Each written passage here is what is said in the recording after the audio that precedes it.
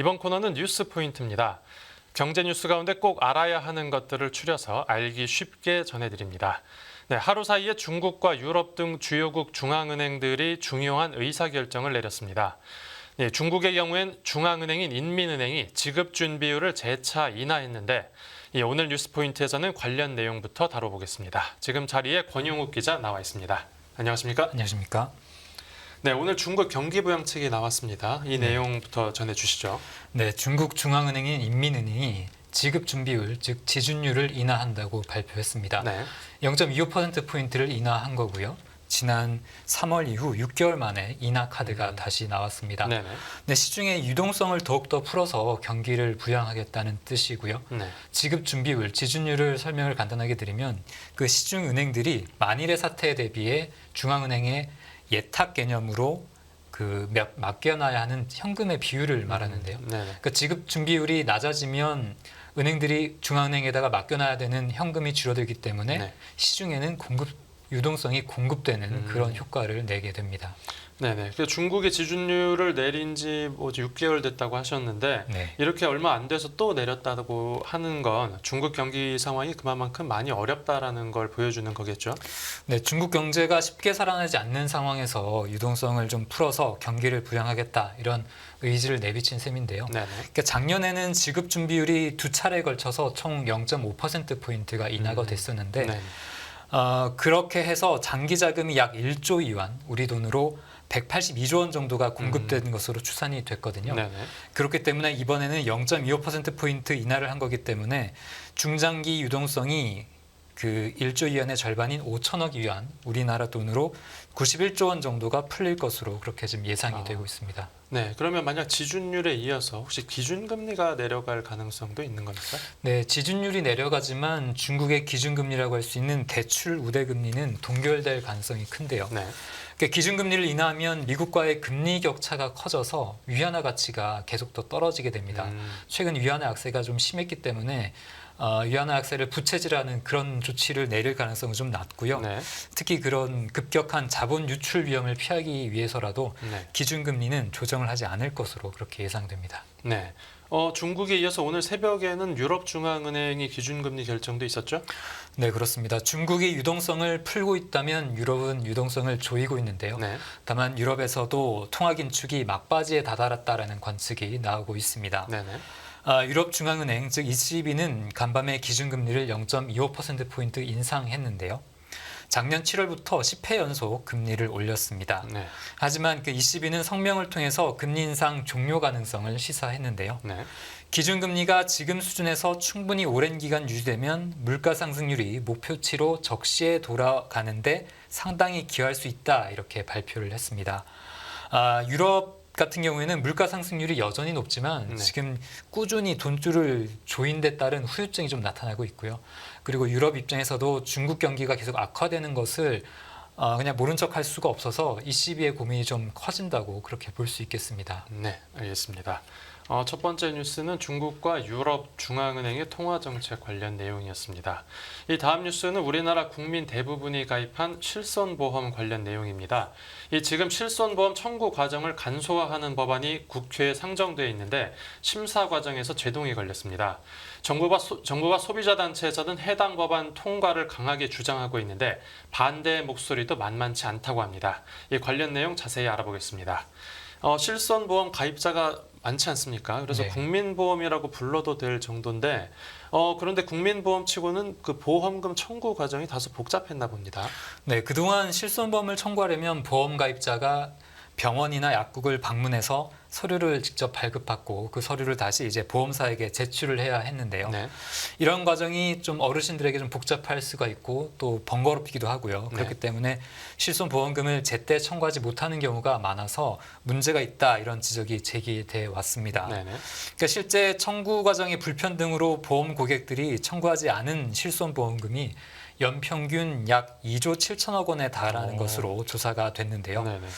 현재 실손 보험 가입자가 4천만 명이고 연간 청구 건수가 지금 1억 건에 이를 정도로 우리나라 국민의 생활 깊숙이 들어와 있는 게 실손 보험인데 네네. 그렇기 때문에 청구 과정을 좀 간편화해야 된다 이런 목소리가 계속 나오고 있었습니다. 네네. 그런데 이제 국회에서 제동이 걸렸다고 하지 않았습니까? 네. 어떻게 재논의는 언제쯤 이루어지는 겁니까? 네, 국회 법제사법위원회가 지난 13일에 이 실손보험 청구 간소화법으로 불리는 보험업법 일부 개정 법률안을 네. 심사를 했는데 일부 이견이 있어서 18일 전체회의에서 다시 논의를 하기로 했습니다. 예.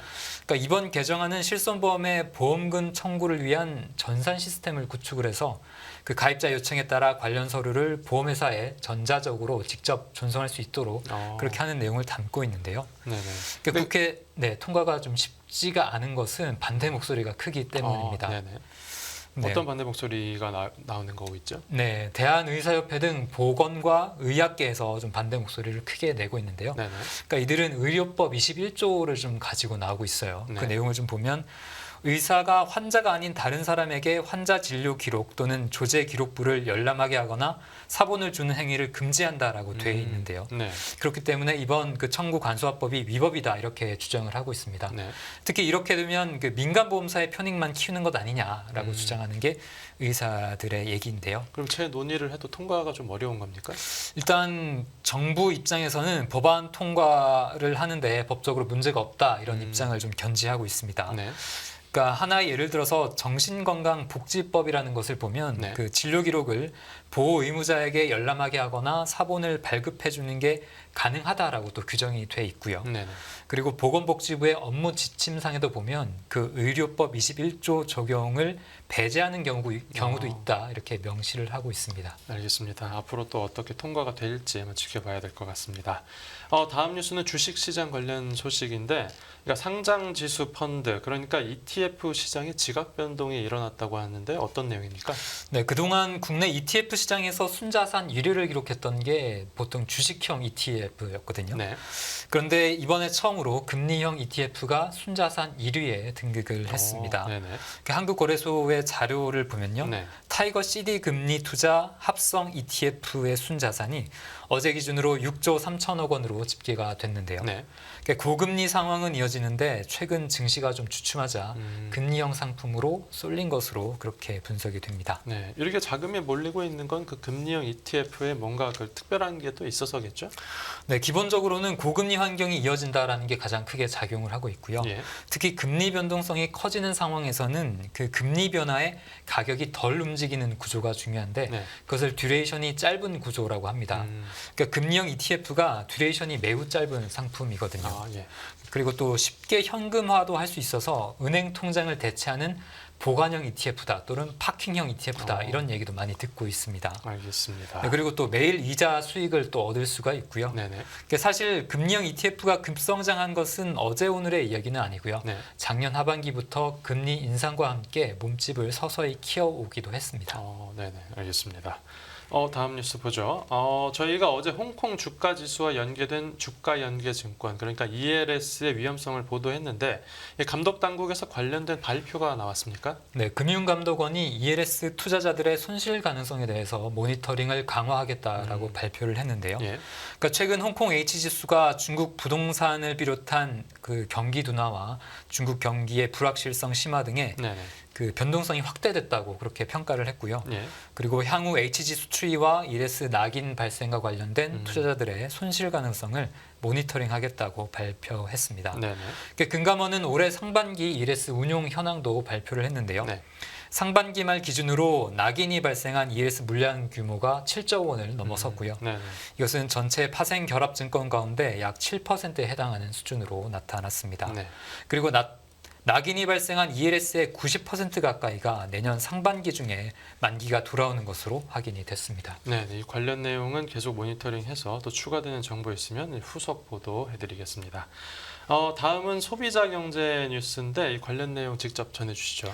네, 프랜차이즈 햄버거 가게 뭐 자주 가시잖아요. 네네. 이 가게에서 한 사람당 주문하는 평균 금액이 10,000원대를 넘어섰다 이런 소식이 좀 전해졌습니다. 10,000원이 넘는군요.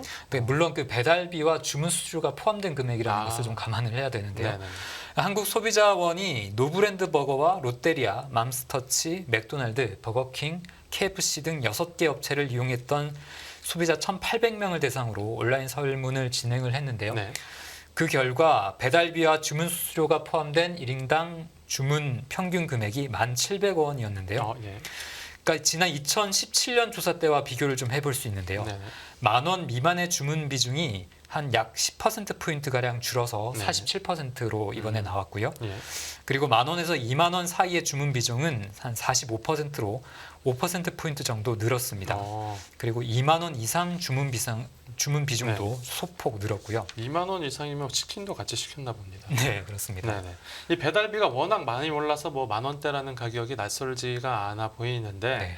그런데 코로나 팬데믹 이후로도 포장이나 배달 주문이 계속되고 있는 겁니까? 네, 그렇습니다. 매장보다는 어떤 포장이나 배달로 활용하는 경우가 더 많게 나왔는데요. 네.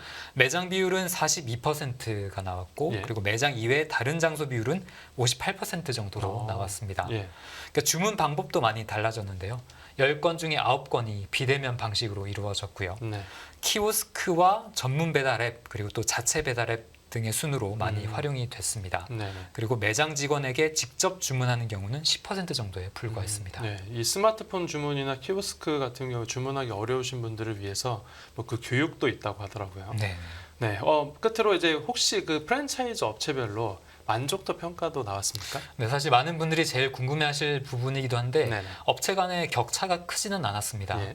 그러니까 소비자들의 종합적인 만족도 점수가 가장 높았던 것은 네. 버거킹이었고요. 그리고 가장 낮았던 것은 롯데리아였습니다. 예. 그리고 메뉴의 품질과 가격 그리고 매장 접근성 등을 평가한 서비스 상품 만족도에서는 그 노브랜드 버거가 가장 높은 점수를 받았고요. 종합은 버거킹이 1위고 서비스 쪽에서는 노브랜드가 1위였고요. 네, 그렇습니다. 그러니까 메뉴의 품질과 가격 그리고 접근성 포함했을 때 노브랜드가 예. 1위였고요. 그 6개 업체의 전반적으로 어떤 주문 과정에 대한 점수는 높았는데 네네. 어떤 매장 접근성이나 가격에 대한 평가는 대체로 좀 박한 편이었습니다. 네, 이 업체들이 또 참고를 해서 어떻게 개선을 하는지도 봐야겠습니다. 진짜 잘 들었습니다. 네, 감사합니다.